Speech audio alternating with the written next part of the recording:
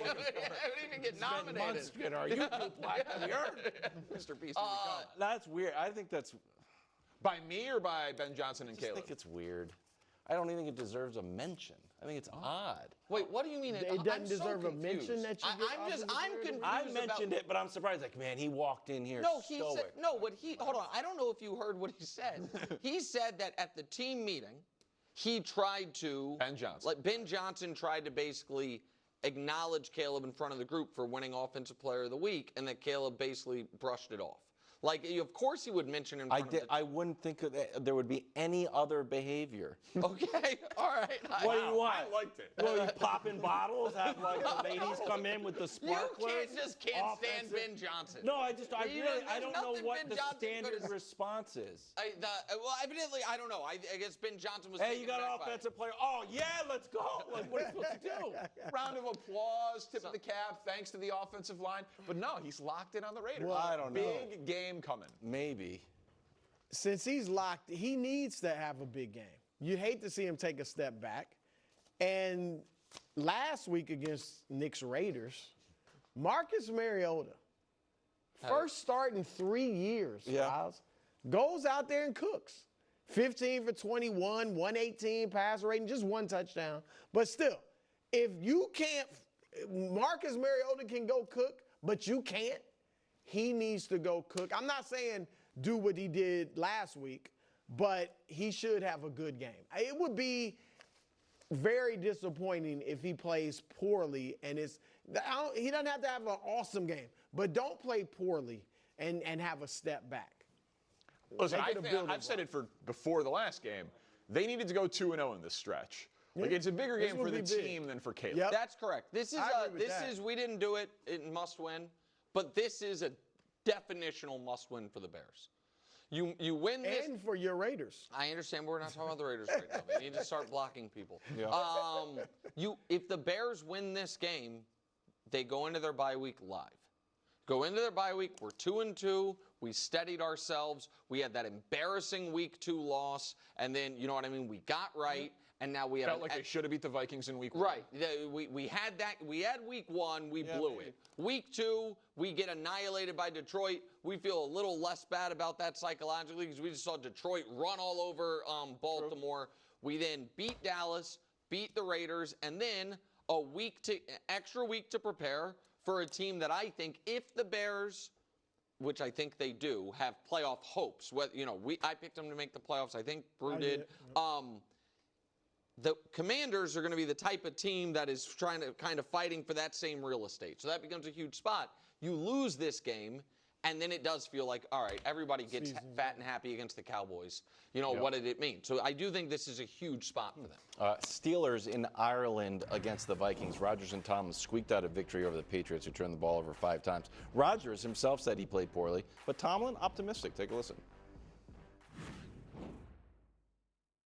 Not only in terms of his play, but in terms of his relationship with the game, how he interacts with teammates, how he loves the preparation process. All of those things have been double thumbs up. And so it's reasonable to expect the in-stadium performance to mirror that. And so he may be disappointed with how he played last week, but we got an opportunity this week to do something about it. And just watching him day to day is not a high level of concern in terms of the outcome being what he and we desire. Rodgers bounce back game, buying it? Not really. I think that the Steelers need Aaron Rodgers to just be average, and at this point he's had an amazing game, he's had a bad game, he's been very inconsistent. And they're hoping for consistency from him. He's played Brian Flores once. Ironically, it was in an international game. He threw 54 times, had 3 picks, and a passer rating in the 50s. So I'm not really expecting much from Aaron Rodgers in this spot. It feels to me like the Steelers' formula is if their defense can do what it did last week. Force 5 turnovers? Well, that's going to be hard. And they barely won. Yeah. That's the thing. So, but they spend more money on the defensive side of the ball than any team in the NFL. I was going to say, obviously not 5 turnovers every game, but the only path for them for winning is if their defense plays up to its level of. They have the worst defense in this game, though. I think that this weekend they have the worst defense. It's also one of the only spots on the schedule where they definitely have the better quarterback because even though I'm not an Aaron Rodgers guy at this point, he's better than Carson Wentz. Right. I think that this is a dangerous spot for Aaron Rodgers. Health-wise? Yes. Because he got sacked 0 times last week. Yeah, and I think that I watched that Vikings-Bengals game probably closer than most because I might have had a little small financial investment in it.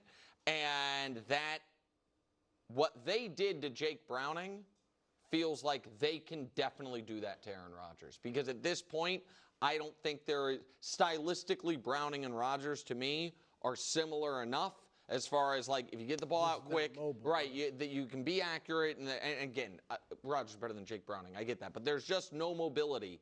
And I think the Steelers' offensive line has some weak spots. I think the Patriots showed it in that game. Oh, yeah. And I think this is a really, really tough spot for Pittsburgh. I like the Vikings a lot, and I think Aaron this is a game where you could see 4 or 5 sacks and another 4 or 5 quarterback hits. Like, I think that's a tough spot. Well, look, that Minnesota defense obviously is tough, and the Steelers' defense is going to have to be just as good.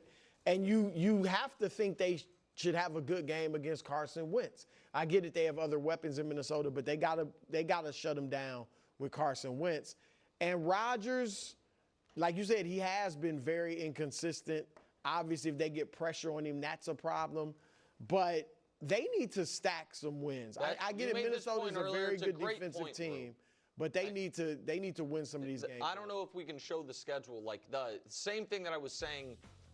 This show has not been high on the Steelers. Did you have them in the playoffs? I did, yeah. I think you were the only one of the 3 of us plus Greg and Coach. Well, I'm not so quick to concede that the Vikings defense is better than the Steelers defense. Like, really? Well, statistically, through a couple of games, it's been that Week 1 game against the Jets was just weird. Except this, I don't think the Steelers defense has played well yet. I don't think they gave up 31 to Seattle. They gave, to be fair, they gave up 24 because of that. I just think I haven't seen it yet from Pittsburgh. Yeah. But to the point, the reason I called up the schedule was if you picked them to go to the playoffs, it was based on, like Bruce said, starting off really well. No question. Not 2-2 going into the bye. No, they have to win. Yeah. I'm just saying they can win this game by the Steelers' defense messing up Carson Wentz. I don't know that this is necessarily Aaron Rodgers has to carry us type of game. Coming up next, packed stats. What's the best stat in the pack? Well, you're going to have to stay tuned. Wow, I'll stay tuned. I thought it was suitcase stats. No, you like case closed. Case closed. I like case closed. It's packed stats. The itch and rash of moderate to severe eczema